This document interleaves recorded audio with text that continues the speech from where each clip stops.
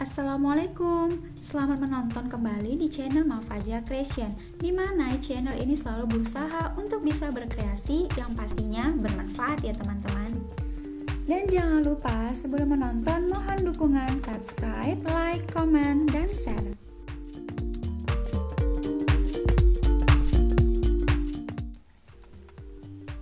Kali ini saya ingin mengolah botol plastik yang bekas susu kambing menjadi tempat pensil emoji yang kesannya akan menambah ketertarikan dan semangatnya si buah hati untuk belajar menulis.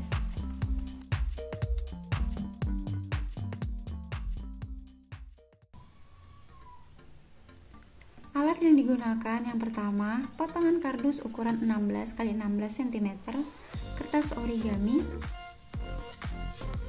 botol plastik, lem tembak, lem kertas, pisau cutter, gunting, twin pen,